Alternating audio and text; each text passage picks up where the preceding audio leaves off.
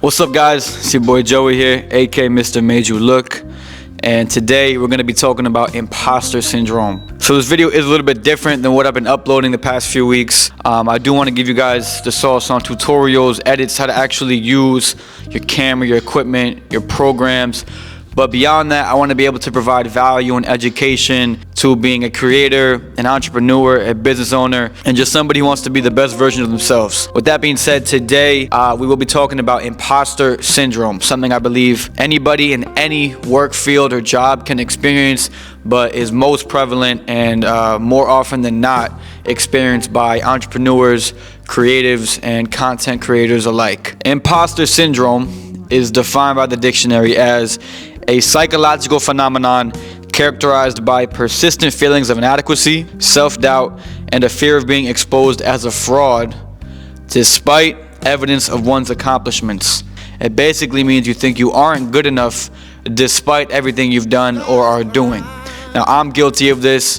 I know plenty of other creators and people in my field who are guilty of this, people in my circle. So I wanted to come up here, address it today, and give you guys my 3 rules or guidelines of how I've gotten through this and continue to combat those feelings that are associated with imposter syndrome. Step 1, use social media to inspire and not to compare. If you're anything like me, my feed and my following are just flooded with other videographers, photographers, directors, content creators. So it's very easy for me to just scroll and scroll and scroll and just see a bunch of really good, really inspiring work. And if I'm not in the right mind space, I'll start comparing what they're putting out to what I'm putting out. And it's a cliche, but comparison is a thief of joy.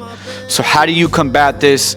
It's easier said than done. The way to navigate social media and the way to draw inspiration instead of comparing your work to others is by dedicating certain times and focusing your intentions when you're going on these platforms. 30 minutes, an hour a day to solely go on social media to study and draw inspiration.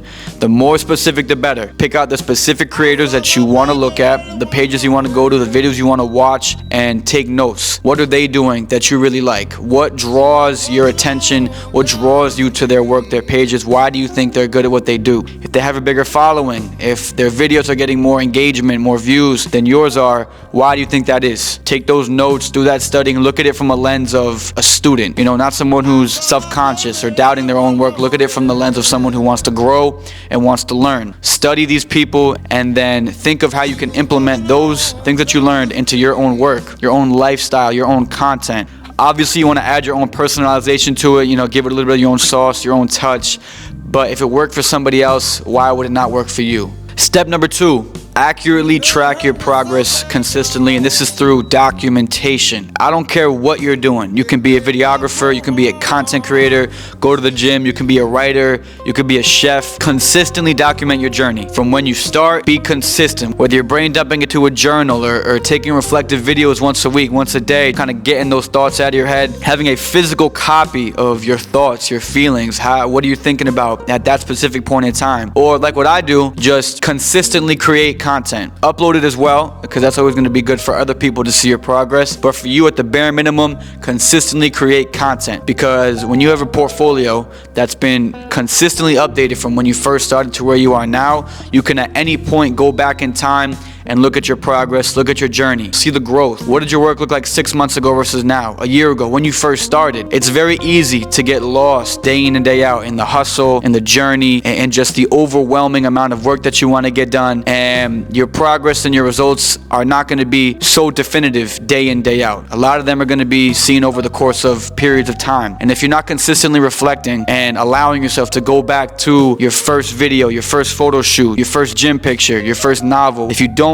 take that time to reflect, or you don't even have the physical copies or the transcripts or just the work, if you don't have that to be able to go back and reflect, it's gonna be hard to get through those feelings of stagnation, of I've been putting in work and I'm not getting anywhere, I'm not getting any better. Because I promise you, if you're consistent with whatever you do, if you try to get 1% better every day, 0.5% better every day, 1/4%, if you try to get better every day and you're consistent with it, there's no way you won't get better. So you just have to have that documentation to allow yourself to reflect, pull yourself out of those periods of doubt, of feeling like you're not getting anywhere, you're not good enough. Give yourself the opportunity to be able to go back and reflect.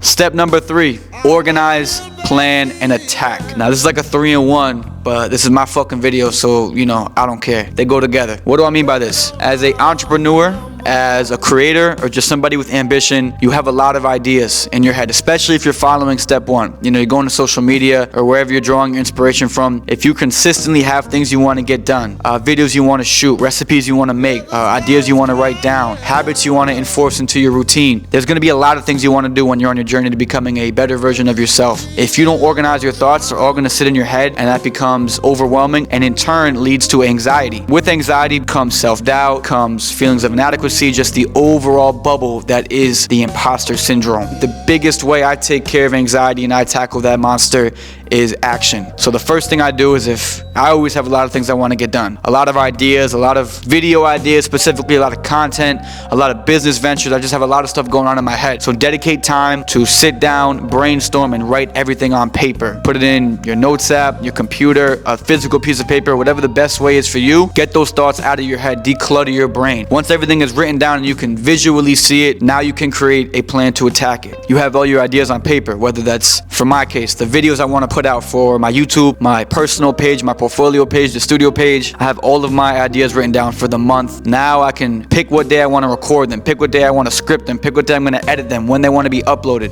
The more specific you are with your scheduling and your plan to when you're going to attack these ideas, the better. Hold yourself accountable. It's like having a schedule for working a 9-to-5 or working a regular job. If you're on Monday through Friday, 9-to-5, you might call out here and there, you might, request a couple of days off, but for the most part, you're going to go to work. So treat your ideas, your plan the same way. Schedule out everything, specifically what day you're going to do this when. What specific tasks are you going to complete that day? When do you want to get that task done? What do you have to do in order to prepare yourself for that task? So on and so forth. Like I said, for each video, I have a day I'm going to script it, a day I'm going to record it, a day I'm going to edit it, and a day I'm going to upload it.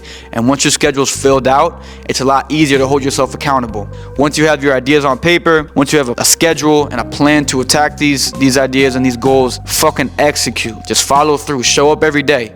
Do it for yourself. You want to get better, or at some point you had the motivation to get better because you wrote out the plan, you put your ideas on paper, you made a schedule, and when push comes to shove and that day comes that you have to actually start completing these tasks, do it. One foot in front of the other. If you consistently organize your thoughts and ideas, plan everything out and attack and execute, you're going to make progress. Again, a cliche, but slow motion is better than no motion. The tortoise beats the rabbit, whatever you want to call it. Those who consistently, day in and day out, try to get better, do get better. But I just want to share the things that work for me, and hopefully you guys can take some value from it. So with that being said, I hope you guys enjoyed the video. I hope you guys enjoyed this style of video. I don't want to make it too long because I know it's just going to be me sitting here talking, but I want to provide those gems, that additional value beyond just the technical skills. So anything you guys want me to talk about, cover in the future, any questions, if you have any edits, tutorials, editing styles, questions about running a studio, running a business, anything, drop them in the comment below. All of my handles are in the description. But as always, if you watch this video to the end, or even for just a second, a minute, however long, I appreciate you taking time out of your day to come support me, watch my work, stuff that I've put in hours into recording, scripting, editing.